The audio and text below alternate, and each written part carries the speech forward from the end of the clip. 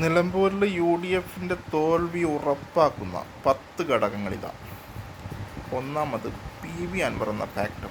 അദ്ദേഹം ഒരിക്കലും ആര്യാടൻ ഷൗക്കത്തിനെ ജയിക്കാൻ സമ്മതിക്കുകയോ VD സതീശിനെ അംഗീകരിക്കുകയോ ചെയ്യില്ല.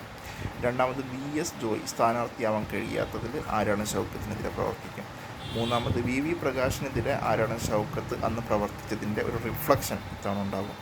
നാലാമത് മുസ്ലിം ലീഗ് എന്ന ഘടകം. ആര്യാടന്മാരെ ഒരിക്കലും അംഗീകരിക്കാത്ത, അവരുടെ പ്രസ്താവനകളെ അംഗീകരിക്കാത്ത മുസ്ലിം ലീഗ് ആര്യാടൻ ഷൗക്കത്തിനെതിരെ പ്രവർത്തിക്കും.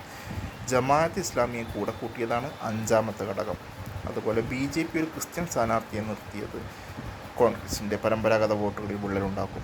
അതുപോലെ നിലമ്പൂർ നഗരസഭയിൽ നിന്ന് ആളുകളുടെ അടുക്കൽ നിന്ന് ബലമായി പൈസ വാങ്ങിയത് ആര്യാടൻ ഷൗക്കത്തിന് വിനയാവും. സ്വരാജ് എന്ന പ്രഗത്ഭനായ സ്ഥാനാർത്ഥി LDFിൽ വന്നതാണ് മറ്റൊരു ഘടകം. അതുപോലെ AP സുന്നി പരസ്യമായി തന്നെ LDFിനെ അംഗീകരിക്കുന്ന ഒരു സ്ഥിതിവിശേഷം. അതുപോലെ